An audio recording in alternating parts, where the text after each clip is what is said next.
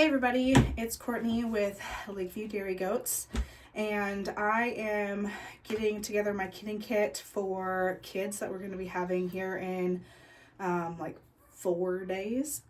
Today is Monday the 22nd, and I have two does due the 27th, which I think is Friday. So I am trying to put together my kidding kit to put into the maternity ward to leave inside of there so that when they start kidding, I don't have to run back and forth between the house and the milk parlor. So yes, I'm going to show you what I am putting in my kidding kit this year. I am missing a few things, and I do plan on picking those up within the next couple of days. I might still have some of certain things in the house, but I gotta go track them down. So I'll start off with my box. So this is the size box that I use. It says it's a 7.5 gallon Sterilite tub. In the past, I've done like bags and whatnot. I'll just throw everything into a bag and take the bag out there. But this year I wanted to use this box. It used to be my grooming box at one point, and then I got like the 3-tier rolling cart that I was going to use for my kidding kit, but that seemed really large. So just to have the essentials there as I'm kidding is all I really want to do. So in here I have a whole section of puppy pads. This year I always use puppy pads. The reason I use puppy pads is because it's easy, it's disposable. I don't care if it's because I have to throw it away. I don't want a whole lot of birthing fluids going through my washing machine. So that's why I prefer not to use towels. Some people prefer to use towels, and then they might clean them in their washing machine, or they might take them to a laundromat. I don't have a laundromat close to me. I'm out of town, so I don't want to have to drag everything to a laundromat and pay laundromat prices to be able to clean the birthing fluids off my towels. So with that being said, I still am going to have towels with me. That way I can dry them off after I get all the gooeys and stuff off of them. So I like moms to birth onto these pads, and then I like to throw this into a garbage bag and then throw it away. It's like the easiest thing to do. We use straw and shavings for our bedding, and I have had people ask, why don't we just let her birth on the straw and shavings and then wipe the kids off after? It just makes it a little bit easier. Again, it's cleaner. Then I don't have to disrupt mom after birthing to put in new shavings. So, because I only have 3 kidding pens. And I don't want to have to be moving mom and baby between pens to be able to clean one. And then, so they live in that pen for a couple of days. And it's still clean. Using the puppy pads, the birthing fluids and most of everything gets on there, and I throw it away. And then they still have a clean place to sleep for a couple of days and create that bond. And then after that, they go out into the main maternity ward. So yes, that's my explanation on puppy pads. Don't come after me. Honestly, if you do, I really don't care. That's what I prefer. So if you prefer doing it a different way, do it a different way. If you haven't birthed goats before, then I don't know. I mean, doctors use them. Why can't we? So next, after that, I have some items here behind me. So I got a box of nitrile gloves. I never use an entire box, but I'm just going to put the whole box inside of here. That way I have them and I'm not missing them. And then betadine for cleaning the umbilical cords after we cut them. I don't have scissors in here right now, but I've got some inside the house that I can sterilize and throw in here. Most of my moms do really well about cutting down that umbilical cord themselves. And then I just go in and squirt this on them. So some people will dip the umbilical cord in there. I got little cups too. They're not out here, they're in the house, but most of the time I just squirt this on their bellies and that's fine. Next, in case I need to sterilize anything, I have 91% isopropyl alcohol. I haven't had to use this in the past really, so it's really only if I'm sterilizing like scissors or something. So there's that, just in case. Along with the gloves, I do have a small pack of like the shoulder OB gloves. I've, again, never had to use these. I always keep them on hand just in case, but I have Nigerian dwarfs. So they're small. I shouldn't have my whole entire arm up inside of them. And I haven't had to have my whole entire arm up inside of them, but I have them just in case. Let's see here. Electrolytes, I just have this bag as like a backup. I usually do a goat specific electrolyte, but I ended up finding out that that bag got moisture inside of it, so I had to throw it away.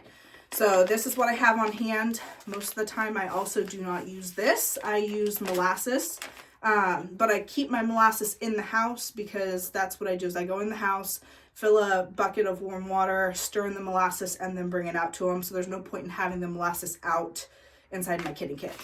But I have this just in case.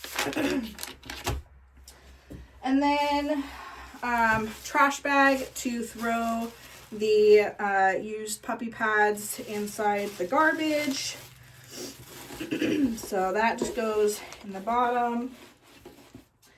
And then I got some name tags. This is what I use for writing information. It's got a little short spot on it that with a Sharpie I go ahead and write basically mom and the order of the baby as it was born.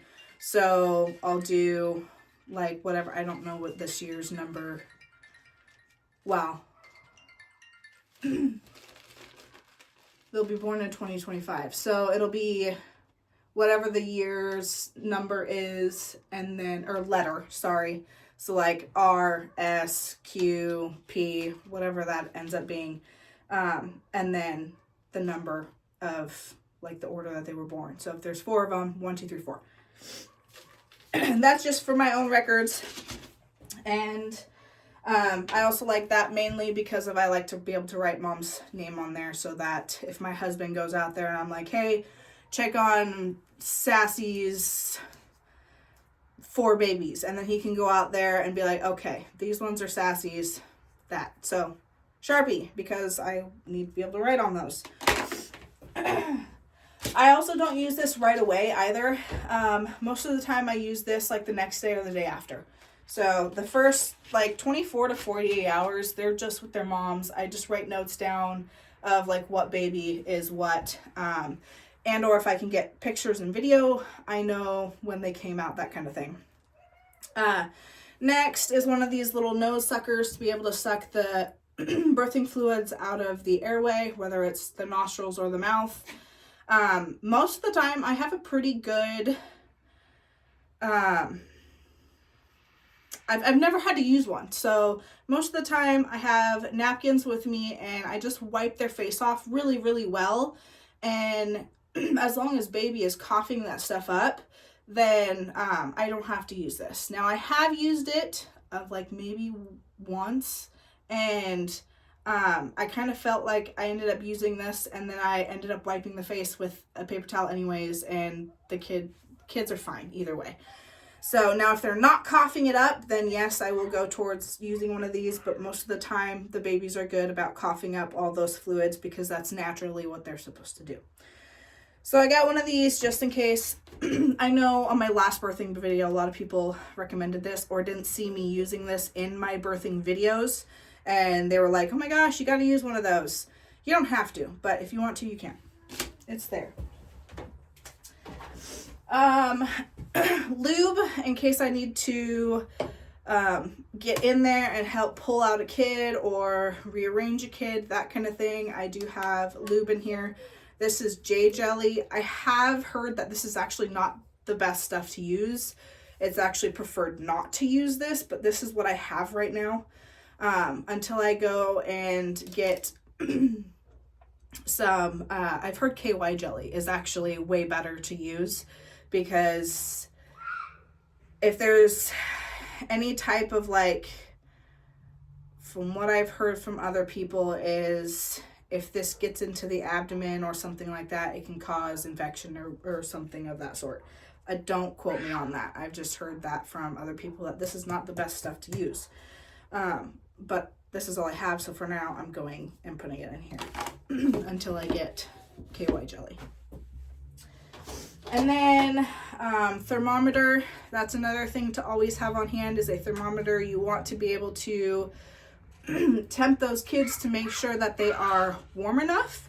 And you'll notice them too. Like if they start to act lethargic and they don't want to get up and like they're cold and they look cold, you're going to know that you need to take them inside and warm them up. But you still need a thermometer to make sure that they are at the correct body temp to be able to ingest any type of colostrum, because you do not want to feed a baby goat that is under the correct temperature any type of like milk or colostrum or anything until they get up to the correct temperature. I usually go 101. Some people do 100, but I really try to stick between that 101 and 103 before I start putting anything into their bellies. So, and also make sure that it works. This one does work. I don't know if it's got a way that I can change the battery. I don't know. I haven't had to change the battery on it, but I got it. It's in there just in case. And then bottle, I usually use like the Pritchard nipples, and actually I have one right here that I'm throwing away because it's gross. But I use these usually when I am bottle feeding kids, but newborn kids, just something small and little, because they're not going to be drinking half or a whole thing of colostrum. So just a small little bottle goes in here in case I need to supplement anybody. Most of the time I do try to supplement them colostrum anyways, just so that I know that they have it inside of them. Or I make sure that I know for a fact that they have latched on to mom. So I have that in here just in case I need it. And then that's pretty much it for what's going in here besides paper towels. I will put a brand new fresh roll of paper towels in here, but they're in the house. So once I go inside the house, I'll put those in here. And then what I won't put in here, but I will put into its own container, I've got this box here full of baby goat coats. So usually we have snow on the ground right now, but we don't have snow on the ground. It's actually going to be in like the 40s. So I'm not going to have to use coats this round of baby goats, but just in case, because you never know if you have one that needs some extra warmth, I have these little coats that a friend of mine made. This is actually like a lot larger. This is like the newborn size, so obviously you can tell this one's a lot larger than this one is, but these ones are dirty. So, and I think I only have 4. I need to ask her if she can make some more of these, because I'm probably going to need a lot more. So I've got a little pile of laundry that I have to do, which are these little goat coats. Another thing, if you don't have like actual goat coats, that's what all these are little baby goat coats. You can use, they're wet and they need to be washed and they're inside out. Little dog sweaters. That's all this is a little dog sweater. I have multiple sizes of these. Like this one's an extra small. This one's an extra small. So you can always look for little dog sweaters at PetSmart or Walmart, and those work well also. So there's that. That is all I'm going to have with me out in the maternity ward. If there's anything in there from experienced goat people that have birthed goats before, let me know. Give me some ideas of things that might have worked well for you. I do know one thing that I am missing is a kid puller. I don't have one of those. I'll probably go pick up one at North 40 just to have, but I want to get the Kelly's kid puller. I just keep forgetting to actually buy it. So, yeah, that's it. Thank you so much for watching. Baby goats are coming soon. I am hoping that I can get them on video as much as I can, but we shall see. I need to order a new stand for my phone. I have a short little one that I'm using right now, and I have to like set it up on stuff for it to be tall enough. So I'm going to purchase a new tripod stand, and hopefully that comes in time. If not, we shall see. I've got a couple other ways. I've got like a neck phone holder that I can put here. I just don't know how well it's gonna work with like me bending over, if it's gonna like fall forward and stuff. So I don't know, we'll make do. We'll see how it goes.